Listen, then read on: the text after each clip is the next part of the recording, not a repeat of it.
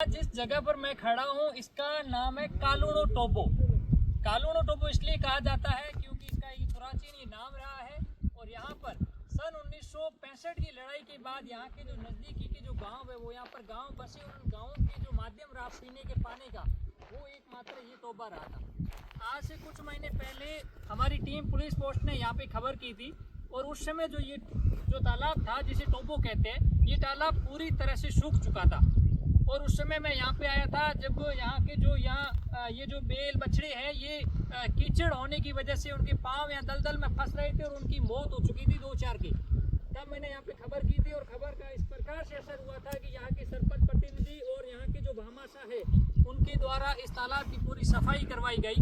जैसे भी और ट्रैक्टर के माध्यम से इसका कीचड़ निकाला गया था और उसका पूरा साफ करके फिर इसको पानी की टंकी से वापस इसको भरा गया था, जिससे कि यहाँ के जो वन्य जीव है उनको पानी के पीने के लिए मिला था। और आज एक बार फिर यहाँ पर मैं आया हूँ और आपको मैं बताना चाहूँगा कि जो यहाँ की ये जो मंदिर है, इस मंदिर के आसपास का जो क्षेत्र है वो पूरा का पूरा गोचर का एरिया है। गोचर के साथ साथ यहाँ की जो जमीन है वो पूरी गोचर है और यहाँ भेड़, बकरी, ऊँट, गाय और अधिक से अधिक जो यहाँ पे है सांड जैसे अपन ये कह सकते हैं कि बेल अधिक संख्या में यहाँ पर पाए जाते हैं। और यहाँ मैं आपको बताऊंगा, मेरे साथी नरपत सिंह थोड़ा जूम करके बताइएगा, यहाँ एक प्राचीन मालन माता का मंदिर है जो कि प्राचीन इतिहास का दोहराता है। और आज जो सरकारें हैं वो यहाँ के जो पशुपालक है, यहाँ के जो जीव जंतु है, इनके नाम पर दुनिया भर का बजट उठा के डकार जाते हैं जिसको निगलने के बाद पता ही नहीं चलता।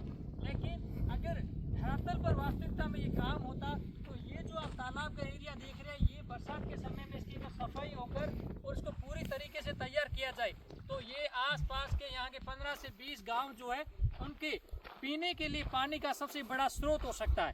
क्योंकि यहाँ जो जमीन है पूरी की पूरी गोचर जमीन है और गोचर जमीन के अंदर यहाँ के जो ग्रामीण लोग हैं वो कोई यहाँ की पेड़ पौधे की टहनी तक नहीं काटते, जिसकी वजह से यहाँ वातावरण अच्छा होता है और बरसात के सबसे ज़्यादा चांस रहते हैं। और आपको बता दें कि जैसे ही गायों के जो बछड़े होते हैं उनको यहाँ आवारा के रूप में यहाँ पर छोड़ा जाता है, सबसे अधिक संख्या यहाँ पर है। और इनको अभी तो ठीक है बरसात के ताजे दिन है, खाने के लिए घास फूस मिल जाती है, लेकिन ऐसे नॉर्मल दिनों में यहाँ पर इनके लिए खाने के लिए कुछ भी नहीं होता है, तब इनकी हालतें बहुत ही खराब होती है। देखिए मैं आपको जो बता रहा हूँ, अभी भी आप देख सकते हैं कि बरसात के काफ़ी टाइम के बाद भी इसमें अच्छी मात्रा में पानी है। और अगर ये पानी नहीं समय पे सूखता है तो यहाँ इन ग्रामीणों का ऐसा कहना है कि 1 साल तक यहाँ पर जो लोग हैं इनका कहना है कि 1 साल तक यहाँ के वन्य जीवों के लिए पीने के लिए पानी पर्याप्त मात्रा में। तो मैं यहाँ की जो जनप्रतिनिधि है उनसे यही निवेदन करना चाहूँगा, उनसे यही आग्रह करूँगा कि जो यहाँ जो ये तालाब है इसकी अगर सफाई की जाए और इसको संपूर्ण तरीके से इसको व्यवस्थित किया जाए और इसका जो बजट आ रहा है उसी के ऊपर उपयोग में लगाया जाए तो यहाँ के जो पशुपालक हैं उनके लिए ये इनसे बड़ा कोई सहारा नहीं हो सकता। और सबसे बड़ी बात तो ये है कि जिसे गाय जिसे देश की राष्ट्र माता घोषित करने की सरकारी बातें कर रही है, यहाँ पर गाय जो है आप देख सकते हैं बड़ी भारी मात्रा में यहाँ पर गाय है। और वो अभी तो ठीक है, बाकी हालांकि थोड़े दिन बाद जैसे सूखा होना शुरू हो जाएगा उसके बाद इनकी हालतें भूख में बहुत ही खराब होती है।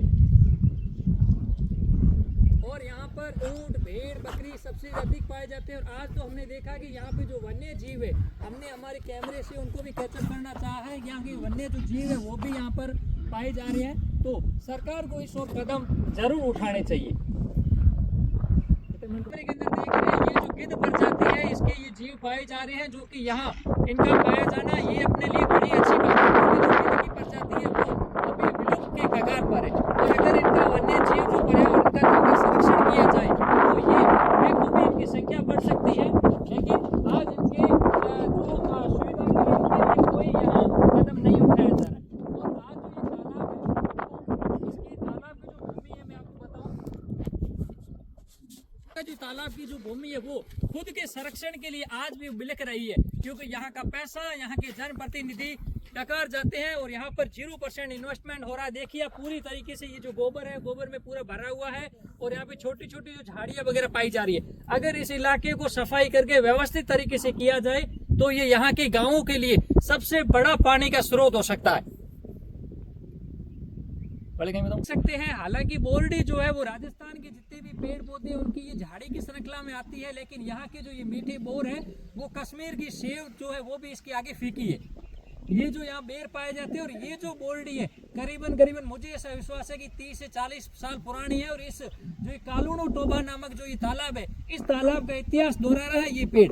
क्या भारी मात्रा में जो देख रहे हैं ये केर है, और केर भी बोरडी की तरह झाड़ी के अंदर श्रृंखला में आते हैं। लेकिन जो केर है ये केर मार्केट की इसकी जो कीमत है 1000 से 1200 रुपए केजी पर केजी बिकते हैं।